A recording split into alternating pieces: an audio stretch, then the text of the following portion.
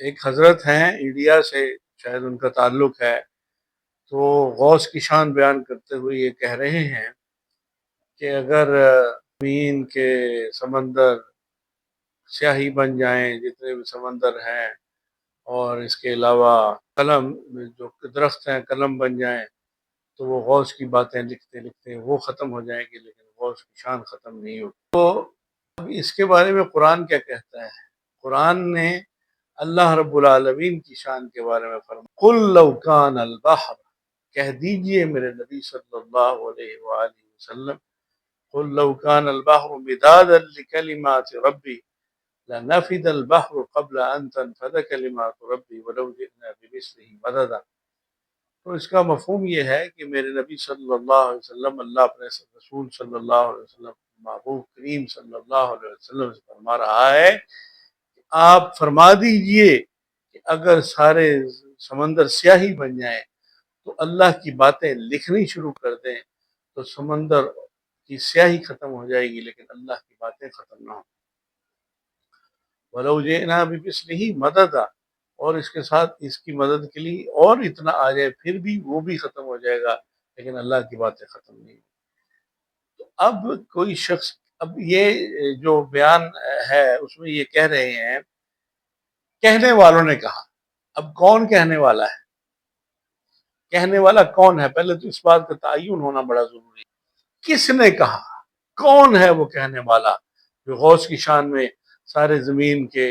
انسانوں اور جنوں اور فرشتوں اور سارے سمندر اور پانی اور مخلوقات اور درختوں اور سارا یہ جو انہوں نے کہا،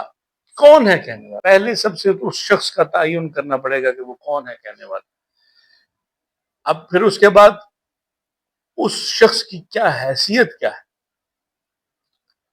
وہ پیغمبر ہے، وہ خدا کا فرستادہ ہے، پیغمبر تو آ نہیں سکتا۔ سرکار دو عالم صلی اللہ علیہ وآلہ وسلم کی بعثت کے بعد آپ آخری نبی ہیں، خاتم الانبیاء ہیں، خاتم الانبیاء والمرسلین ہیں،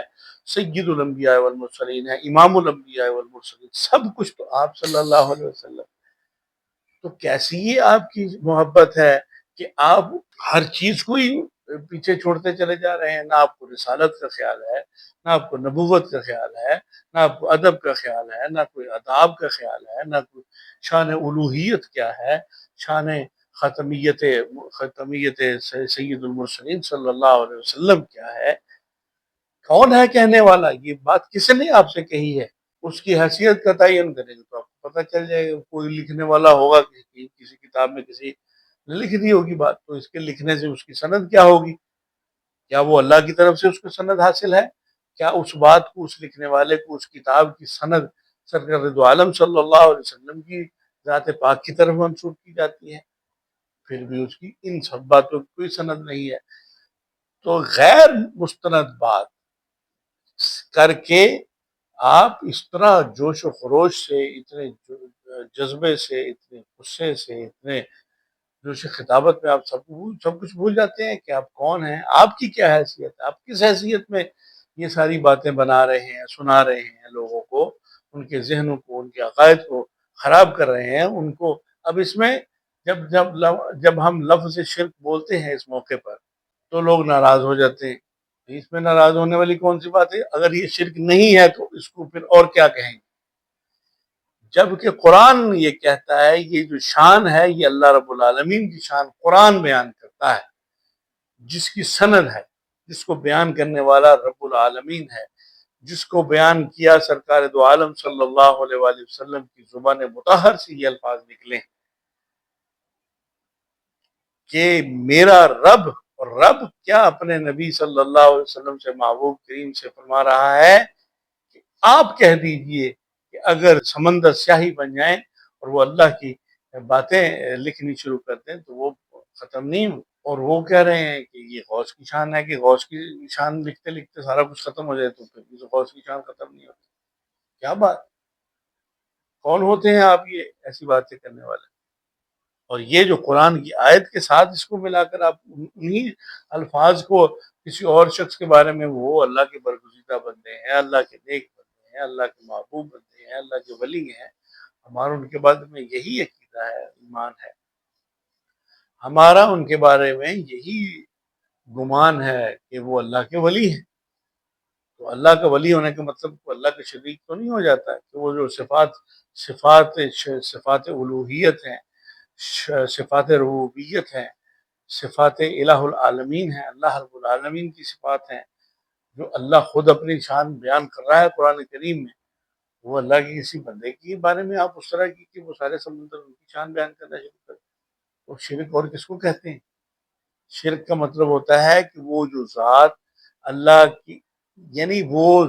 جس طرح کی وہ اللہ کی ذات ہے اس طرح کا کوئی سی آپ کو اور کسی اور مخلوق کو آپ سمجھ،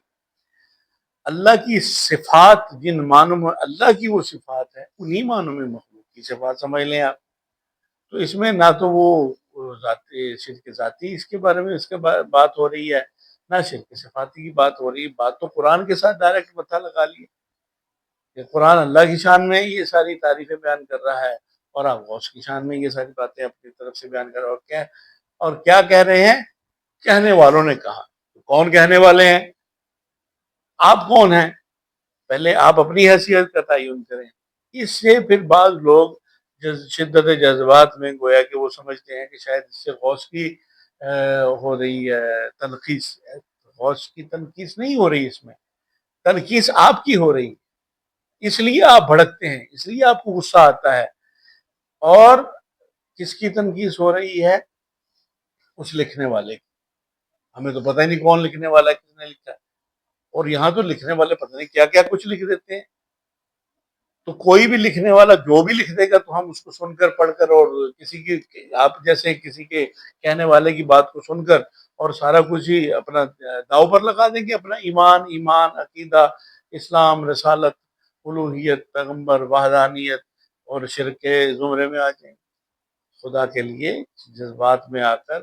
اپنے جوش خطابت میں آ کر ایسی باتیں نہ کریں جس سے آپ کا بھی ایمان ضائع ہو اور آپ بہت سارے لوگوں کے ایمان کو خراب کرنے کا موجب بن جائے، کیونکہ لوگوں کو تو نہیں پتا، لوگوں نے تو آپ کی زبان سن، آپ ایک لبادہ آپ نے دین کا اوڑھا ہوا ہے، آپ نے بھی شکل و شباہت دینداروں والی بنائی ہوئی ہے، آپ نے ایک گروپ کی اپنی ایک پہچان بنا لی ہے، اس پہچان میں آپ ایسی باتیں کر رہے ہیں، کچھ خدا کا خوف کریں، کچھ خدا کا خوف، اللہ سے ڈریں، یہ باتیں غوث پاک بھی اس دن روز قیامت آپ کا گریبان پکڑنے والے ہوں گے کہ آپ میرے نام پر اس طرح کی باتیں منسوخ کرنے کا آپ کو کس نے حق دیا؟ کس نے حق دیا آپ کو کہ میرے نام پر ایسی باتیں منسوخ کریں؟ کیونکہ جو اللہ کے بندے ہوتے ہیں وہ اللہ کی بندگی کر کے اللہ کے بندے بنتے ہیں، وہ جتنا اللہ کی بندگی میں جتنا زیادہ اپنا سر جھکاتے رہتے ہیں اتنا ہی ان کو قرب الہی حاصل ہوتا رہتا ہے،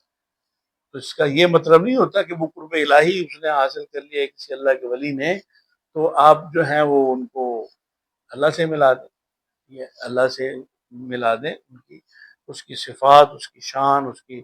کبریائی، اس کی عظمت، اس کی بزرگی، اس کے بڑائی،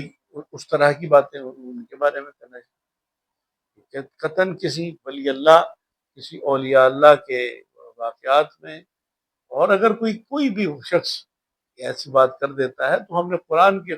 پیمانے پر پرکھنا ہے، قرآن فرقان ہے، قرآن طے کرے گا کہ کون صحیح کہہ رہا ہے اور کون غلط کہہ رہا ہے، یہ بات صحیح ہے یہ غلط ہے، کسی کہنے والے کسی لکھنے والے کی بات کی کوئی حیثیت نہیں ہے، حیثیت ہے تو قرآن کی حیثیت ہے، قرآن پر پرکھنا پڑے گا، قرآن میزان ہے، قرآن فرقان ہے، قرآن اللہ کا کلام ہے، کچھ خدا کا خوف